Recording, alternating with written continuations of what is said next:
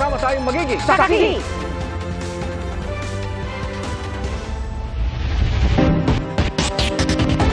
Igan, posibleng international drug syndicate ang nasa likod ng mahigit 13 bilyong piso na halaga ng shabu na nasabat sa Batangas kahapon ayon sa PNP. Sa hiwalay ng mga operasyon kanina, mahigit 3 milyong pisong halaga ng shabu ang kinumpiska sa Parañaque.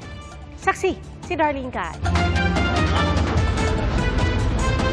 Sa parking ng isang mall sa Parañaque City, kinasa ng PIDEA NCR ang buy-bust operation laban sa 3 umanong tulak ng droga. Sabi ng PIDEA NCR, mahigit 2 buwan na raw nilang minamanmanan ang mga drug suspect. May mga inter-reports tayo sa mga partner agency natin sa Pulisan, sa Southern District. No, then nakita nga natin na mayroon na rin silang kaparehas na history sa pagbebenta ng droga. Doon nagsimula hanggang sa yun. Napunta tayo dito sa ganitong operation. Nasa 500 gramo ng hinihinalang shabu na nagkakahalaga ng 3.4 million pesos ang nasabat ng mga otoridad. 2 sa 3 suspect ay magkapatid na dati na raw nakulong dahil sa kasong may kinalaman sa iligal na droga. Doon nga sa pag-iimbestiga natin sa Parañaque yung hawak nila na area. Majority sa south yung hawak nila. So, yun. Actually, medyo malaki din, 500 grams. No? Titingnan natin kung may mga previous transactions pa ba sila na mas malaki. At saan nang gagaling? Kasi madami to eh. Titingnan natin kung saan natin masusundan. Patuloy raw ang follow-up operations ng PIDEA para matunto ng iba pang kasama ng mga suspect. Maharap sa reklamong paglabag sa Comprehensive Dangerous Drugs Act ng 3 suspect na hindi muna pinayagang makapanayam ng media. Kanina, ininspeksyon ni Pangulong Bongbong Marcos ang halos 2 toneladang hinihinalang shabu na nasabat sa isang checkpoint sa Alitagtag, Batangas kahapon. Anya, ang mahigit 13 bilyong pisong halaga ng droga, pinakamalaking huli sa buong bansa. Kasunod ng 11 bilyong pisong drogang nasamsam sa Infanta Quezon noong March 2022. This is the biggest shipment of shabu na nahuli natin. But not one person died. Walang namatay, walang nagputukan, walang nasaktan.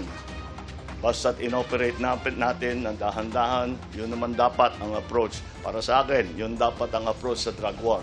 Na ang pinaka-importante is matigil natin ang pag-ship ng mga drugs. Ayon sa PNP, mula na Sugbo, dadalhin umano dapat sa Metro Manila ang high-grade na shabu. Ibang-iba raw ang marka ng mga droga kumpara sa mga nakatibag na drogang nasasabat noon. Anila, possible international drug syndicate ang nasa likod ng kontrabando na maaaring ipinasok sa bansa gamit ang yate. It is not impossible na ito ay bahagi lang mas malaking shipment po ng drug. Isa sa tinitignan sir natin na itong mga pumapasok po na illegal drugs sa ating bansa ay hindi naman po tayo palagi ang intended user. Ang nangyayari po ay nagiging transshipment point lamang po ang Pilipinas. Maharap naman ang naarestong suspect sa reklamong transportation of illegal drugs. Nauna na niyang iginiit na hindi niya alam na droga ang kanyang idine-deliver. Para sa GMA Integrated News, Darlene Kai ang inyong saksi. Mahigit 100 pamilya ang nasunugan sa Barangay Batis sa San Juan City. Pasado alas 5 ng hapon ang sumiklab ang sunog na tumupok sa mga dikit-dikit na bahay. Umabot sa ikatlong alarma ang sunog na tinatayang aabot sa 1.5 million pesos ang halaga ng pinsala. Isang residente ang nalapnos ang balat. Base sa inisyal na investigasyon ng BFP, nagsimula ang sunog sa ikatlong palapag ng isang bahay. Nagpati naman ng tulong ang San Juan LGU sa mga nasunugan. Arestado isang Chinese national matapos matuklasan ang matataas na kalibre ng armas sa tinutuluyan niyang townhouse sa Taguig. Huli rin ang kababayan niya na nagtangka mo ng manuhol sa mga polis. Saksi, si John Consulta, exclusive. You have the right to have a competent and independent counsel, preferably of your own choice. I don't know what you're saying. What? Pumapalag pa ang Chinese national na ito nang pupusasan na matapos siyang basahan ng kanyang karapatan. Pero di umubra ang kanyang pagmamatigas. Inaresto ang lalaki dahil sa mga nadiskobring matataas na kalibre ng armas sa tinutuluyan niyang townhouse sa Taguig. Sa loob ng isang bot, nakita ng mga tauhan ng NCRPO ang high-powered long firearm at mga bala ng M16. Sa pagitan naman ng mga pader, sa isang palapag, ilan pang gamit ang nakuha. Bukod sa mga armas, may nakuha ring helmet na may markings ng China, tactical vest at watawat ng China. Ayon sa NCRPO, nakakuha ng tip ang kanilang intelligence units tungkol sa armas na itinatago ng mga dayuhan. Kaya nag-apply sila ng warrant para mapasok ang bahay. Firearms na high-powered, complete with protective gears, bullet vest, ballistics helmet. Pandigma ito na mga armas. Is he a gun lover? At ano yung personality niya? Why do you have Nang aming tanungin ang suspect kung bakit siya may armas, ang sagot niya, what? Gusto mo? Hindi niya daw po alam. agaw pansin din ang dalawang luxury vehicle, partikular ang mamahaling sports car na ito na magkaiba ang improvised plate sa likod at harap. 15 to 20 million, 30 million. So napakamahal saan sila kukuha nun. And what's so important is we are questioning this kasi walang document silang napakita. So we will be coordinating with the Bureau of Customs and the concerned agency. Wala ring takas matapos makuha ng video ng mga pulis ang tangkang panunuhol ng isang Chinese national para mapakawalan ang inarestong Chinese at mabawi ang kanyang mga gamit. Hinuli rin siya ng mga pulis. They bribe the police officers. So the profiling will continue. That's why na-arrest. Additional case na naman laban sa kanila ang may ipapatong. Magsasagawa ng follow-up operation ang NCRPO para matukoy ang pagkakakilanlan ng iba pang kasabwat ng inarestong grupo. Para sa GMA Integrated News, John Consulta ang inyong saksi. Sumamba sa 57 level ang halaga ng piso kada dolyar sa pagsasara ng palitan ngayong araw. Ayon sa isang ekonomista, posibleng may kinalaman sa paglakas ng dolyar ang sigalot ng Israel at Iran. Saksi, si EJ Gomez. Muli na namang sumadsad sa pinakamababang palitan nito kontra dolyar ang ating piso. Nagsara ang palitan ngayong araw sa 57 kada dolyar. Ito na ang pinakamababa sa nakalipas na halos 1.5 taon o mula noong pumalo ang palitan sa 57.37 noong November 22, 2022. Ayon sa isang ekonomista, ang mas mababang palitan ng piso kada dolyar ay bunsod ng paglakas ng US dollar mula nang lalo pang tumaas ang tensyon sa Middle East, kasunod ng pagpapakawala ng Iran ng mga drone at missile laban sa Israel noong Sabado. Mataas na naging dolyar kasi gawa nga may geopolitical risk, no? Kasi may statement yung ibang Israeli military officials na maaring meron silang response or retaliation sa weekend na missile and drone attack ng Iran. Medyo lumakas din yung dolyar kumpara sa ibang currency sa buong mundo. The highest in 5.5 months yung US dollar on the average compared to the global currency. Ngayong mas mataas ang dolyar, apektado raw ang ilang sektor, partikular yung mga nag-i-import, na siya namang posibleng magpataas ng kabuang inflation sa bansa. Tumataas yung dolyar, siyempre tumataas yung importation costs. Yung mas nagiging mahal mag-import at ang implikasyon nun, siyempre malakas mag-import ng Pilipinas At ipapasa yun, pati yung mga binibili natin, yung mga bibilhin natin, maaaring tumaas din. Makakabag din siya sa pagtaas ng inflation. Para sa GMA Integrated News, EJ Gomez ang inyong saksi. Pinimbisigahan ng Department of Justice ang panawagan ni Davao del Norte Representative Pantaleon Alvarez sa AFP na i-withdraw ang suporta nila sa Pangulo. Partikular na inaalam kung maituturing itong sedition, inciting to sedition o rebellion. Handa naman daw si Alvarez na harapin ang investigasyon pero binigyan din niya na ang pagbanggit ng mapayapang paraan sa kanyang panawagan. Punto pa ng kongresista, walang naganap na karahasan na isa sa mga elemento ng sedition. Kaya hindi raw siya nababahala sa investigasyon. Pinaimbestigahan na rin ng Philippine Navy ang mga pahayag ni Alvarez na isang Marine Reservist na may ranggong colonel. Programang Layag WPS inilunsad ng BIFAR at Department of Agriculture para matiyak na mapakikinabangan ng mga Pilipino ang yamang dagat ng West Philippine Sea.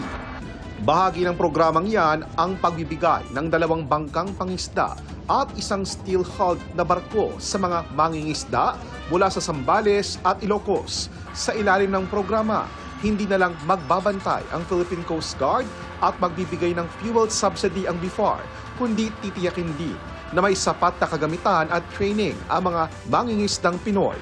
Matapos ipamigay ang mga bagong fishing asset, naglayad ang beneficiaries para subukan ang mga bagong bangka. Pagpapakita rin daw ito na mga Pilipino ang dapat makinabang sa yamang dagat ng bansa. Barko ng Philippine Coast Guard lalahok sa unang pagkakataon sa balikatan exercises na gagawin ngayong taon. Kasama nila na maglalayag mula Puerto Princesa, Palawan ang mga barko ng Amerika, Australia at France sa loob ng Exclusive Economic Zone ng Pilipinas.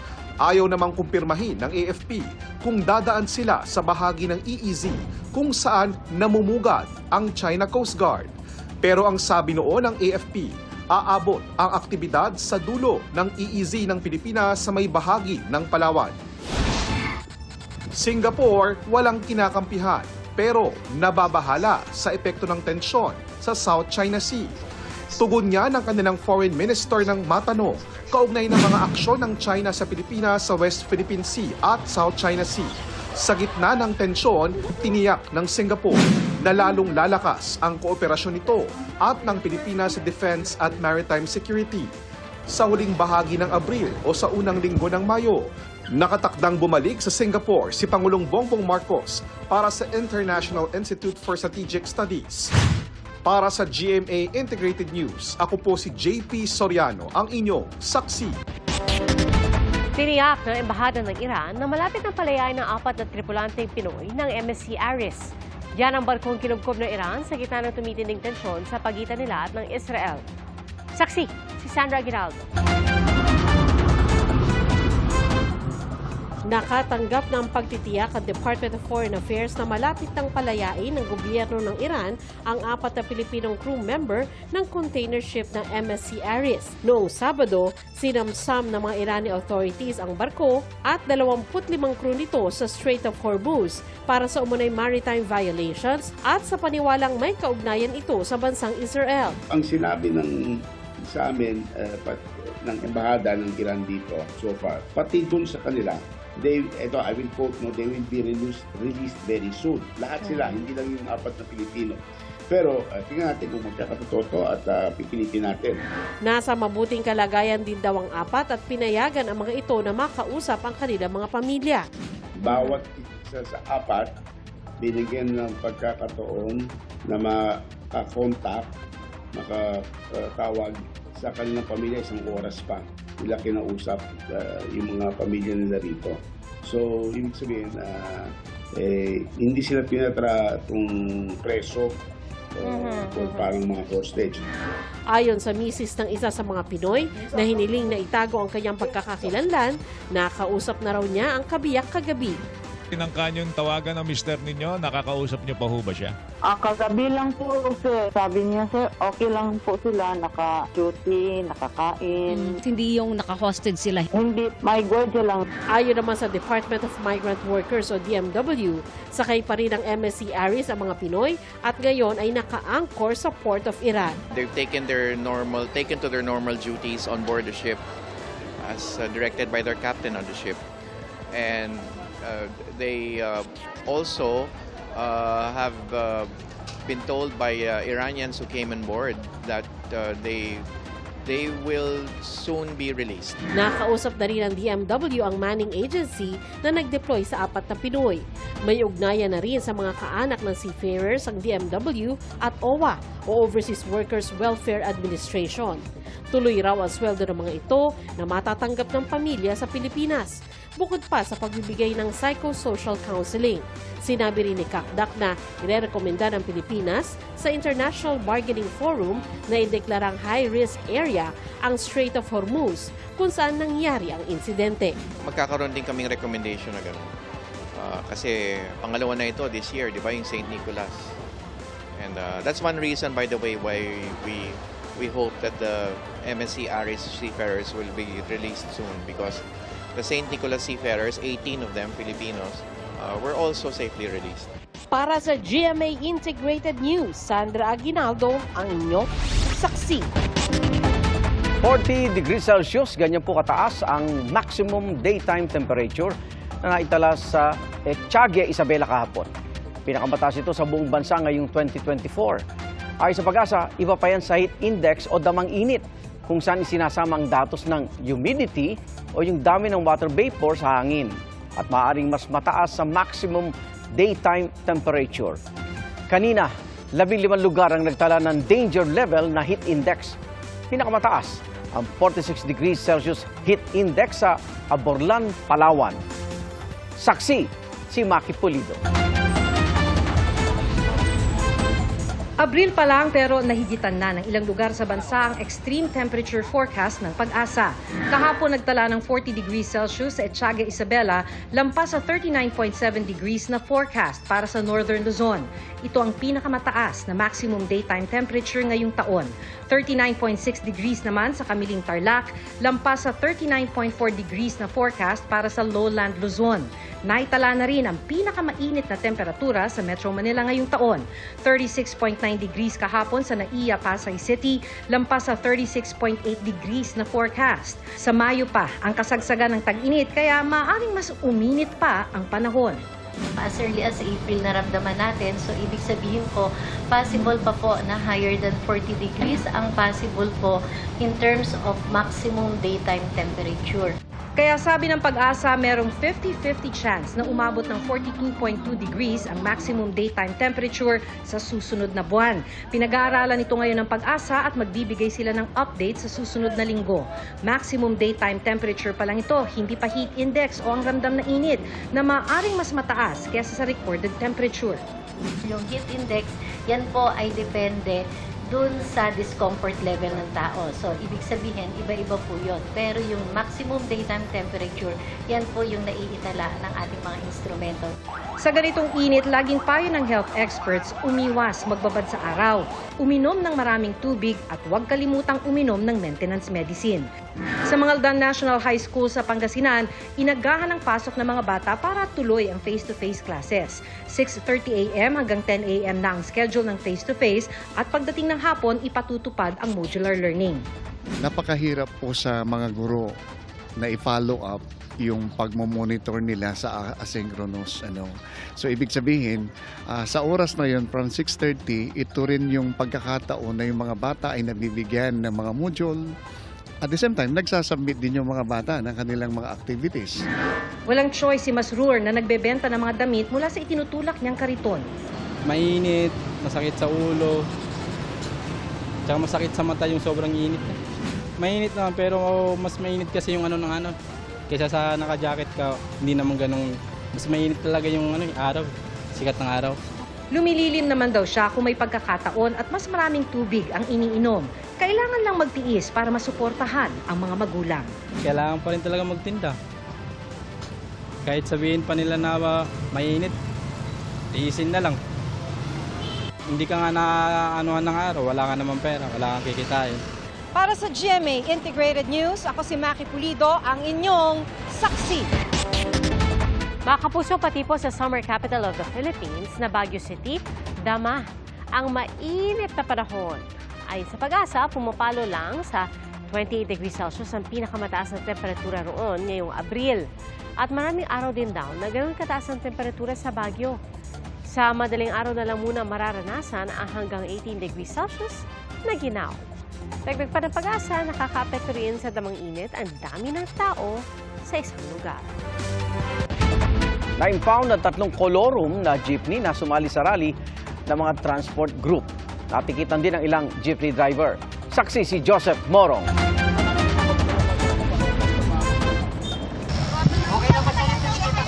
Naluha na lamang ang ilang nakirali ng paalisin sa Welcome Rotonda kung saan magdamagan sila ng protesta kontra sa konsolidasyon ng mga tradisyonal na jeepney.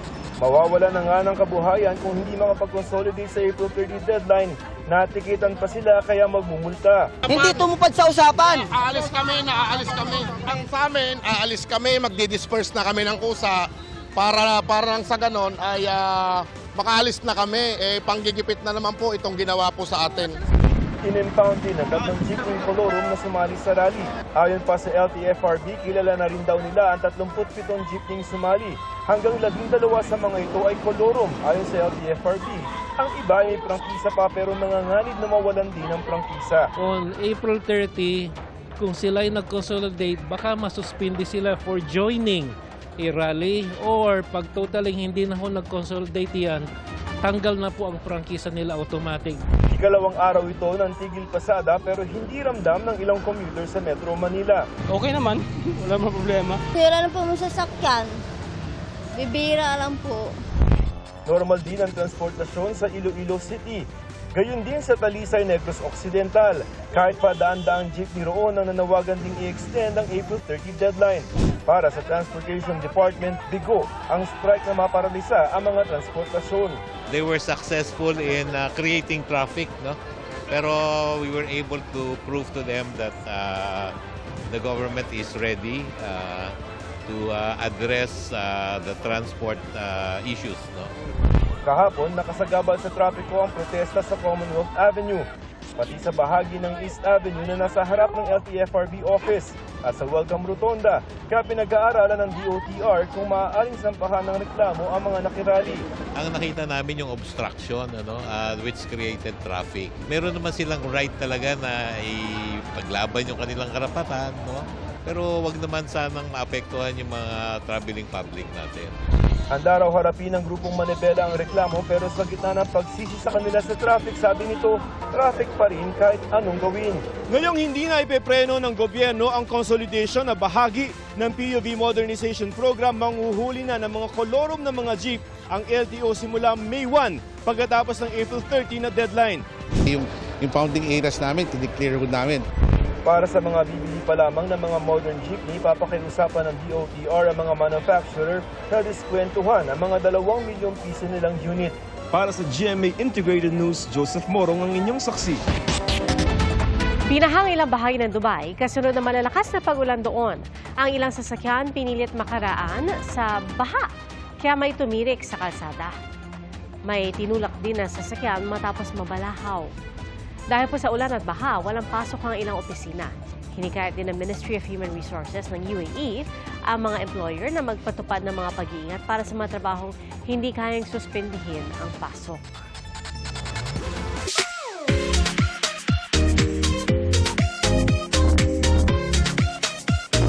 Nangangarap ka bang makapasyal sa Paris o Singapore?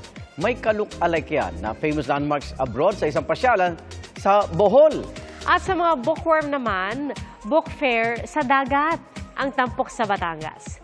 Makibiyahing saksi sa report ni Alan Domingo ng GMA Regional TV, Balitang Bisdak. Isang malaking barko ang nakadao ngayon sa Batangas Port, pero pagpasok bubungad sa iyo ang sangkatutak na libro.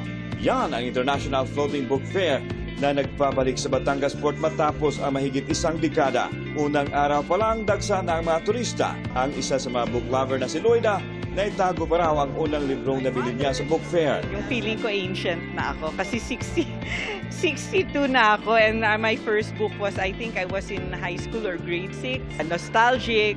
At kung mapagod sa pagsha-shopping, may kape rin doon para makapag-relax. Ituloy-tuloy na ang pagre-relax by going around the world nang hindi umaalis ng bansa. Paano? Biyahe na sa Sikatuna, Bohol dahil ang mga sikat na tourist destinations makikita rito. Say hello to New York sa kanilang Statue of Liberty replica. Meron ding Hollywood sign. I-feel din ang Eiffel Tower ng Paris, Leaning Tower of Pisa ng Italy at Christ the Redeemer ng Brazil. Hindi rin siyempre mawawala ang pamusong Merlion ng Singapore at ang entrance fee rito, 50 to 170 pesos depende sa oras. Para sa GMA Integrated News, ako si Alan Domingo ng GMA Regional TV Balitang Bisdak, ang inyong saksi. Opisyal lang sinindihan ng Olympic torch sa Pasay City. Bahagi ng pakikisa ng Pilipinas sa prestiyosong sports event. Pinangunahan ito ng ambassadors ng France at Greece. Ang pagsindi ng Olympic flame ay simbolo ng isang tradisyon ng Olympic Games na nagsimula pa noong 1936. Simbolo ng apoy ang kapayapaan at pagkakaibigan, pati ang pagkakaugnay ng ancient at modern games. Umakyat na sa 13 ang mga atletang Pinoy na sasabak sa 2024 Paris Olympics sa Hulyo. At tayo sa Philippine Olympic Committee, posible pa yan na madagdagan. Makapal na usok at nagbabagang apoy ang bumalot sa masaysayang Old Stock Exchange Building sa Copenhagen, Denmark. Wala naman naiulat na nasaktan sa sunog. Sumasailalim sa renovation ng gusali na nagsisabing headquarters ng Danish Chamber of Commerce. Nangangailangan po ang Romania ng karagdagang skilled workers mula sa Pilipinas. Kabilang po dyan ang mga truck driver, IT specialist at caregiver. Ayon sa Romanian Ambassador to the Philippines, nananatiling ligtas sa Romania kahit na kalapit nito ang Ukraine. Nakikipag-ugnayan na ang Department of Migrant Workers sa pamahalaan ng Romania. Sa ngayon, nasa 2,000 mga OFW na nagtatrabaho sa Romania.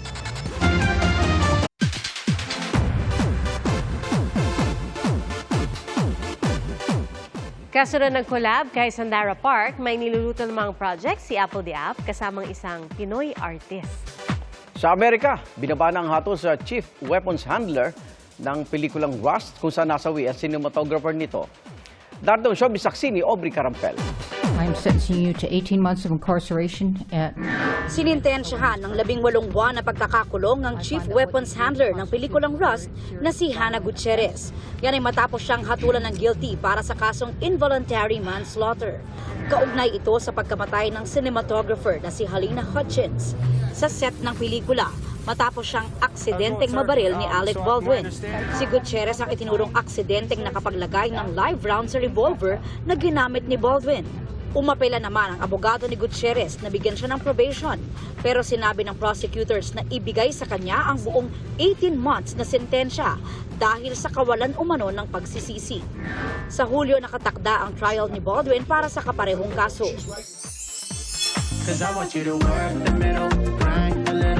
Proud ng Black Eyed Peas member na si Apple the App sa collab nila ni Sandara Park para sa kantang Too Proud. We've been friends with 21, and I always see Sandara here in Philippines, and like, yo, one day we should, just collaborate. And, I sent her the song. She likes it, and, she wanted to try something new. And she said yes. Calling 'cause I miss you. Nag-click nga raw sila agad ni Sandara dahil sa kanilang love for the Philippines. And wait, there's more. May makakakolab din daw siya na Pinoy artist. I can't say the name yet, but yes, definitely.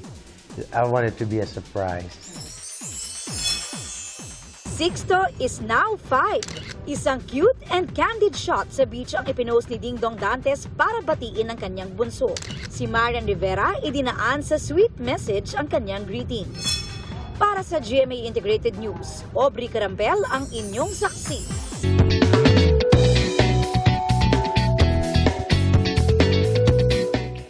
Free concert ang hatid ng isang law student. At ang venue sa loob ng Fiber Boat.